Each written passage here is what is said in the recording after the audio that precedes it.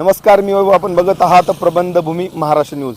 आपण चांदूर तालुक्यातील खेलदरी गावात आलो आहोत आणि या खेलदरी गावामध्ये एक अतिशय म्हणजे मोठी घटना होता वाचलेली आहे. महामंडळाची बस होती MS-20 GC 3714. ही बस या ठिकाणी येत असताना काही कारणास्तव ही बस रस्त्याच्या थोडी साईडला गेली आणि रस्त्याच्या कडेला उभा असलेला लाईटचा पोल त्यामुळे प्रवाह चालू होता आणि त्या खांबाला ही बस धडकली आणि मोठा अपघात झालेला आहे. परंतु या अपघातात कुठली म्हणजे दुर्दैवी घटना घडली नाही, कुठलाही म्हणजे कुणाला जखम वगैरे झाली नाही. परंतु जर तो विद्युत प्रवाह खंडित झाला नसता तर मोठी दुर्घटना या ठिकाणी झाली असती.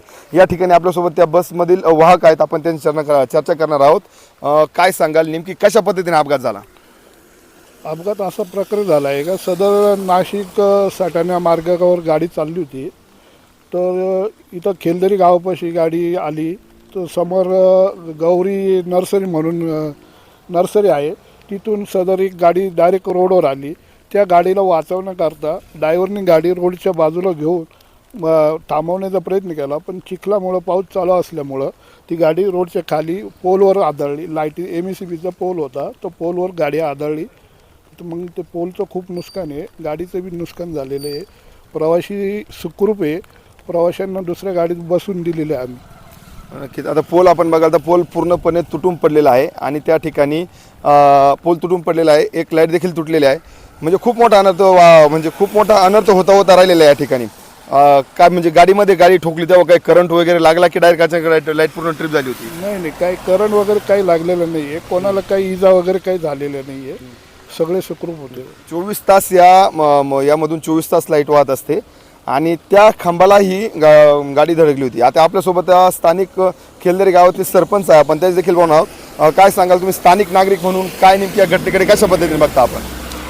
सदरील वाहने चालवताना जरा स्पीड जास्तच राहतं आणि दुसरी गोष्ट झिमझिम पाऊस चालू असल्यामुळं जरा गाडी रोडच्या कडाला उतरल्यामुळं ड्रायव्हरकडून नियंत्रण सुटले. परंतु जे इलेक्ट्रिक बोर्डाचे पोल उभे केलेले, ते पोल रोडच्या जरा जास्तच कडेला उभे केलेले आणि गावटर फिडनची जी लाईट आलेली आहे आता नवीन, तर ते पोल अजून रोडच्या जास्त कडेला घेतलं तर बरं होईल. म्हणजे भविष्यात असे काय साधारण किती अंतर असं पाहिजे की रस्त्याच्या मध्यापासून किती अंतरावरती पोल पाहिजे? आता सध्या तर रोडच्या कडेपासून साधारण एक 15 फुटाचं अंतर आहे, पण ते अंतर जरा खूपच कमी आहे. त्याच्या संदर्भात आम्ही तक्रार पण केली होती. जेव्हा अंतर किती पाहिजे, काय त्याचं तत्व आहे का, असं एवढं अंतर पाहिजे? साधारण एक 15 मीटरच्या आसपास 15 मीटर म्हणजे 50 फुटापर्यंत अंतर पाहिजे सेंटरपासून. सेंटरपासून 50 फुटापर्यंत अंतर पाहिजे, परंतु हे पोल फक्त 15 ते 20 फुटापर्यंत लावले गेलेत. ही देखील एक मोठी हे म्हणावं लागेल.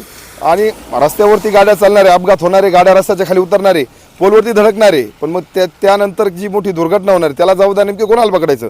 वाहन चालकाला पकडायचं, PWDला पकडायचं की मग महावितरणला पकडायचं? हा या ठिकाणी मोठा प्रश्न होतो. काय सांगता? नवीन जे आता गावटर फिडन जेवढे झाले, सगळीकडेच रस्त्यांची हीच परिस्थिती आहे का पोल रस्त्यापासून एक 5 फूट 10 फूट याच अंतरावर सगळीकडे उभे आहे. तर ते इलेक्ट्रिक बोर्डाने त्याच्या संदर्भात ते पोल मध्ये घेण्याचं काम करावं. नक्की. ज्या ठिकाणी आता ही लाईन तर झालेली आहे, परंतु दुरुस्ती करून नक्कीच ही जो पूर्ण विद्युत तारा ज्या ओढल्या गेल्या आहेत त्या नक्कीच अजून थोड्या रस्त्याच्या अजून कडेला घेतल्या तर नक्कीच या ठिकाणी फायदा होणार आहे. आज मोठी दुर्घटना होताना वाचली आहे, यापुढे अशी दुर्घटना होऊ नये, नक्कीच हीच आपण या ठिकाणी प्रार्थना करत आहोत. प्रबंधभूमी महाराष्ट्र न्यूजसाठी मी वैभव भांबर, चांदवड. ताज्या व महत्त्वाच्या बातम्या बघण्यासाठी प्ले स्टोअरवर जा, प्रबंधभूमी ॲप डाउनलोड करा व या धावपळीच्या जीवनात अपडेट रहा.